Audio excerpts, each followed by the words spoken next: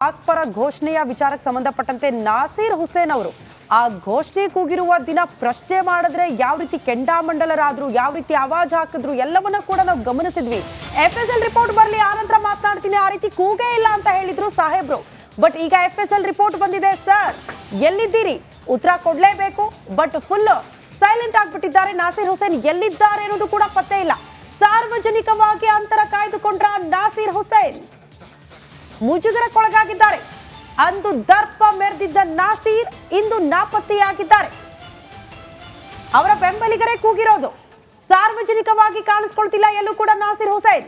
ಮೂವರ ಬಂಧನ ಆಗಿದೆಯಲ್ಲ, ಅದರಲ್ಲಿ ಯಾರು ಕೂಗಿದ್ದಾರೆ ಅನ್ನೋದು ನಾಸೀರ್ ಹುಸೇನ್ ಅವರಿಗೆ ಗೊತ್ತಿರಬಹುದು. ಕಾರಣ ಅವ್ರ ಜೊತೆಗೆ ಇದ್ದವರು, ಅವ್ರ ಹಿಂದೆನೆ ನಿಂತ್ಕೊಂಡು ಕೂಗಿರೋದು.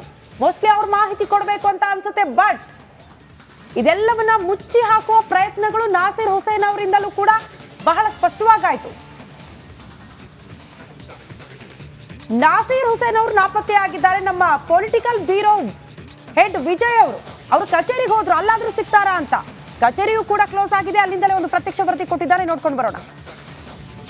ಕಳೆದ 8 ದಿನಗಳ ಹಿಂದೆ ವಿಧಾನಸೌಧದಲ್ಲಿ ರಾಜ್ಯಸಭಾ ಸದಸ್ಯ ಸೈಯದ್ ನಾಸೀರ್ ಹುಸೇನ್ ಬೆಂಬಲಿಗರು ಪಾಕಿಸ್ತಾನ ಜಿಂದಾಬಾದ್ ಕೂಗಿದಂಥ ಪ್ರಕರಣ ಏನಿದೆ ಅದು FSL ರಿಪೋರ್ಟಲ್ಲಿ ಸಾಬೀತಾಗಿರುವಂಥದ್ದು. ಅದಾದ ಬಳಿಕ ನಾಸೀರ್ ಹುಸೇನ್ ಅವರು ಸಂಪೂರ್ಣವಾಗಿ ಅಂತರವನ್ನು ಸಾರ್ವಜನಿಕ ಅಂತರವನ್ನು ಕಾಯ್ದುಕೊಳ್ತಾ ಇರುವಂಥದ್ದು. ಆಗ ಒಂದು ಮಾತನ್ನು ಹೇಳಿದರು, ಅಂದರೆ ಆ ಒಂದು ಬಂದಂಥ ಸಂದರ್ಭದಲ್ಲಿ ಮಾಧ್ಯಮಗಳ ಅರಿಯನ್ನು ಆಯ್ದಿದ್ರು.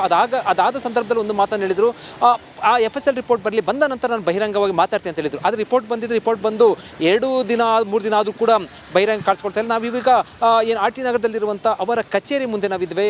ಕಚೇರಿಯಲ್ಲಿ ಇದು ಸೈಯದ್ ನಾಸೀರ್ ಹುಸೇನ್ ಅವರ ಒಂದು ಕಚೇರಿ ಆಗಿರುವಂಥದ್ದು. ಅಂದರೆ ಕಚೇರಿ ಸಂಪೂರ್ಣವಾಗಿ ಸುಮಾರು ಅಂದರೆ ಈ ಪ್ರಕರಣ ಆದಾಗಿಂದ ಕೂಡ ಅವರು ಬಹಿರಂಗ ಕಾಣಿಸ್ಕೊಳ್ತಾ ಇಲ್ಲ ಅಂತ ಕಚೇರಿಯಲ್ಲಿ ಇದ್ದಾರಾ ಅಂತ ನಾವು ನೋಡೋಣ.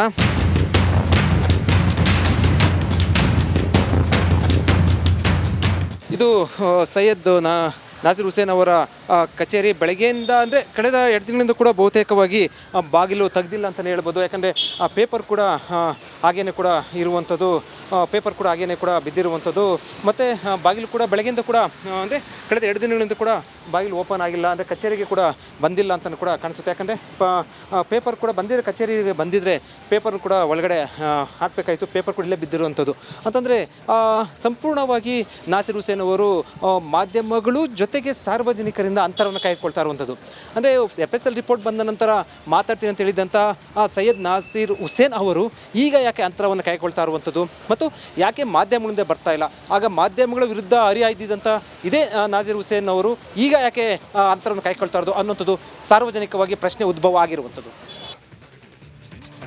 ಆಮೇಲೆ ನೀವು ಎಷ್ಟು ಮುಚ್ಚಿಡ್ತೀರೋ ಎಷ್ಟು ಬಚ್ಚಿಡ್ತೀರೋ ಅದು ಜಾಸ್ತಿ. ಈಗ ನಾಸೀರ್ ಹುಸೇನ್ ಅವರು ಕೂಡ ಅಷ್ಟೇ. ಅವ್ರು ಮೊನ್ನೆ ಒಂದು ವಿಡಿಯೋ ಮಾಡಿ ಕಳಿಸಿದರು.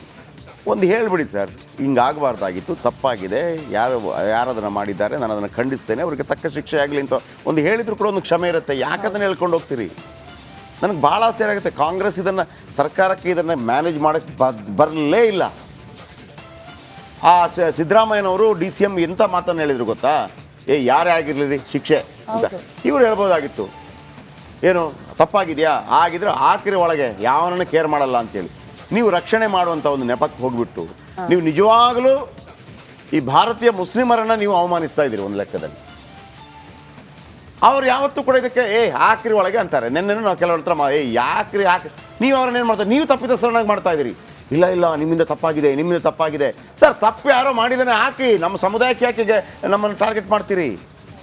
ನೀವೇನಾದರೂ ಮಾಡಿದಿದ್ರೆ ಎರಡು ಪಾಯಿಂಟ್ ಇತ್ತು ಶ್ರುತಿ ಅವರೇ. ಒಂದು, ಅವತ್ತು ಹುಸೇನ್ ಅವರು ಅಲ್ಲೇ ಯಾವನ್ರಿ ಅವನು, ಹಾಕ್ರಿ ಅವನ್ನ, ಕರ್ಕೊಂಡು ಹೋಗ್ರಿ, ಏನು ಶಿಕ್ಷೆ ಕೊಡ್ತೀರಿ ಅಂತಂದರೆ ಒಂದು ಮುಗಿದೋಗ್ಬಿಡೋದು.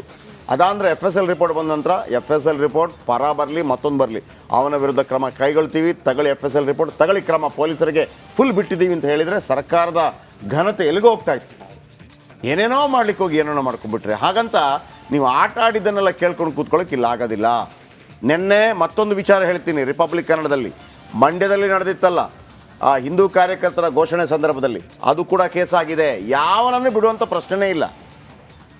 ನೀವುಗಳು ಕೂಡ ಯಾರಾದರೂ ಮತ್ತೊಬ್ಬ ಘೋಷಣೆ ಕೂಗಿದಾಗ ಅವ್ನು ನಮ್ಮ ಕಾರ್ಯಕರ್ತ ಅಲ್ಲ ಹಿಂಗೆಲ್ಲ ತಪ್ಪಿಸ್ಕೊಳಕ್ಕೆ ಹೋಗಬೇಡಿ. ತಪ್ಪು ಮಾಡ್ತಾನ ಶಿಕ್ಷೆ ಆಗಲೇಬೇಕು, ಯಾರೇ ಆಗಲಿ. ನಾಸೀರ್ ಹುಸೇನ್ ಆಗಲಿ, ಮಂಡ್ಯದಲ್ಲಾಗಲಿ, ಯಾರೇ ಆಗಿರ್ಬೋದು. ನಮಗೆ ಯಾವುದೇ ರೀತಿಯ ಮುಲಾಜಿಲ್ಲ ಆ ವಿಚಾರದಲ್ಲಿ, ದೇಶದ ಸಮಗ್ರತೆ ವಿಚಾರದಲ್ಲಿ.